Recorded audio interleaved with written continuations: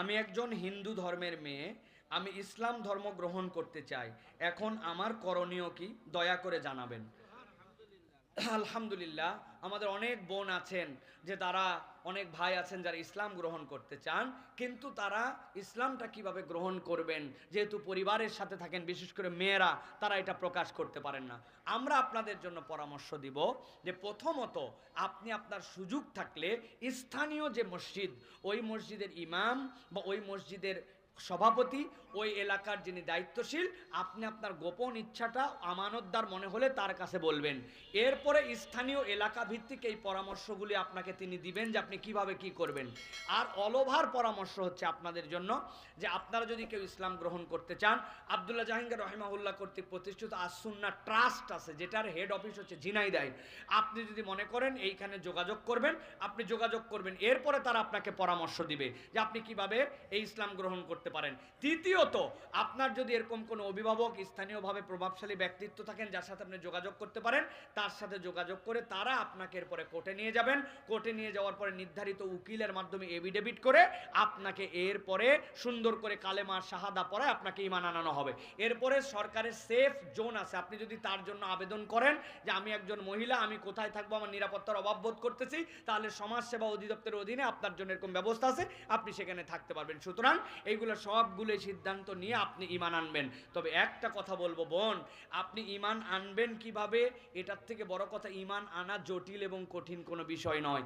ঈমান আনার পরেও আপনি বেঈমান বাবা মায়ের ঘরে থাকতে পারেন, কিন্তু আপনি আজকে বেঁচে আছেন, কালকে মারা যেতে পারেন, আমরা জানি না কবে মারা যাব। এই জন্য অন্তত শাহাদাটা পাঠ করে ফেলবেন।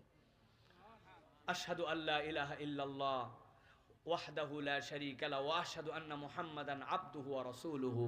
আপনি এটা পড়ে ফেলেন যে আমি সাক্ষ্য দিচ্ছি আল্লাহ ছাড়া কোনো মাবুদ নাই, তিনি এক এবং অদ্বিতীয়, মুহাম্মদ সাল্লাল্লাহু আলাইহি ওয়াসাল্লাম আল্লাহর প্রেরিত রাসূল এবং আল্লাহর আব। এটা যদি আপনি বলেন, আপনার ঈমান আনা হয়ে গেছে, আলহামদুলিল্লাহ। বাকিটুকু যেভাবে বললাম এভাবে আপনি ব্যবস্থা নেওয়ার জন্য চেষ্টা করবেন। সুন্নত না পড়ে শুধু ফরজ পড়ি, যেমন 2 4 4 3 4, অর্থাৎ ফজর, জোহর, আসর, মাগরিব, এশা, এইভাবে নামাজ পড়লে নামাজ হবে কিনা? প্রিয় ভাইয়েরা, কেউ যদি ফরজ নামাজ শুধু পড়ে, নামাজ তো হবে। সালাত যেটা আমাদের জন্য আল্লাহ রাব্বুল আমিনের নির্দেশিত পথের জন্য আমাদের নির্দেশিত, সেইটা হচ্ছে ফরজগুলো, যেইগুলো আপনি সংখ্যা বলেছেন, এইগুলো যদি আদায় করেন ইনশাল্লাহ ফরজের যে হক সেটা আপনার জন্য আদায় হয়ে যাবে। কিন্তু এর সাথে সাথে রাসূলুল্লাহ সাল্লাল্লাহু আলাইহি ওয়াসাল্লামের যেগুলো দায়েমি সুন্নাত ছিল, সুন্নাতে মুআক্কাদা ছিল, যেই 12 রাকাত সুন্নাত নবীজি ছাড়তেন না, ফজরের আগের 2, জোহরের আগের 4, জোহরের পরের 2, মাগরিবের পরের 2, এশার পরের 2, এই 12 রাকাত সুন্নাত নবীজি জান্নাতের দরজা খোলার জন্য বলছেন, এইগুলো আল্লাহর পক্ষ থেকে নিয়ামত, এইটাও আপনি পড়ার জন্য চেষ্টা করবেন। তবে আপনি যদি ফরজটুকু পড়েন, অন্ততপক্ষে আল্লাহর কাছে বলতে পারবেন আমার নামাজ আদায় হয়ে গেছে। অতএব আপনি ফরজ পড়েন। কেউ যদি বলে তুই খালি ফরজ পড়িস, সুন্নত পড়িস না, এই ফরজ পড়ে কি হবে, এই কথাটি ভুল। অতএব আপনি ফরজও পড়বেন, আস্তে আস্তে আপনি সুন্নতগুলো পালন করার জন্য চেষ্টা করবেন। আল্লাহ রাব্বুল আমিন আপনাকে তৌফিক দান করুক। তবে খবরদার, ফরজ ছাড়া যাবে না। পৃথিবীর সকল সুন্নত এক করলে একটা ফরজের সমান হবে না, পৃথিবীর সকল নফল এক করলে একটা সুন্নতের সমান হবে না। অতএব ফরজ ফরজের মর্যাদায়, ফরজ কোন অবস্থাতে ছাড়া যাবে না। লাস্ট আজকের উত্তর, সম্প্রতি বিজ্ঞানীরা দাবি করেছে খুব শীঘ্রই সূর্য পশ্চিম দিক থেকে ওঠা শুরু করবে, তাহলে কি আমরা কিয়ামতের দ্বার প্রান্তে রয়েছি?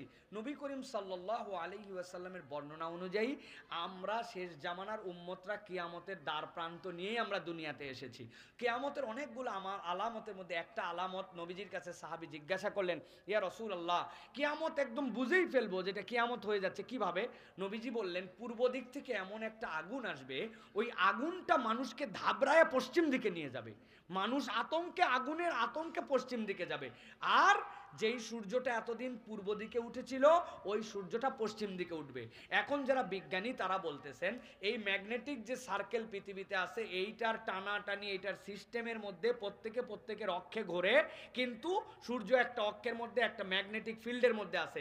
এখন সেইটা আস্তে আস্তে দিক পরিবর্তন হতে হতে এমন অবস্থা হয়ে যাবে যে অনেক সময় আমরা দুইটা চুম্বক একসাথে রাখার পরে শাট করে এসে লেগে যায়, তার মানে দিক পরিবর্তন করে ফেলে সে। তার উভয় মেরু, উত্তর দক্ষিণ মেরুতে যেরকম তাদের বিকর্ষণ থাকে, ঠিক একই রকম সূর্যটাও ওই রকম একটা অবস্থায় আসার পরে এইটা উল্টায় যেতে পারে।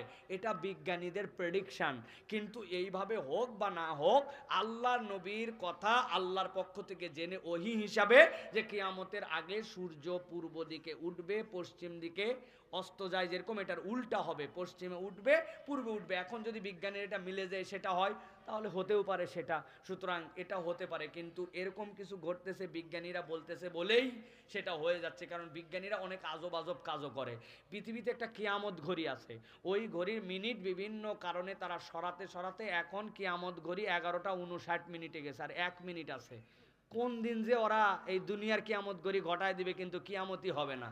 হ্যাঁ, একবার বলছিল শুক্রবারে সব তো আমরা দোয়া দরুদ পরে বাঙালিরা খাওয়া দাওয়া করে শেষ, মনে আছে না ভাই? তারপরে তো 10-15 বছর গেল, ডেটও তো ভুলে গেছি আমরা। সুতরাং এই সকল বিজ্ঞানীরা অনেক কথাই বলে, এগুলো সব একবারে বিশ্বাস করে ফেলা অথবা কোরআন সুন্নাহর সাথে এর সাথে একদম হুবহু মিলানো আমাদের কাজ না। নবীজি বা যা বলছেন কিয়ামতের আলামত সেটা হবে, সেটার পর আমাদের ঈমান রাখতে হবে। সেটা এই প্রক্রিয়াতেও হলেও হতে পারে। আল্লাহ রাব্বুল আমিন আমাদেরকে বুঝার দান করুন।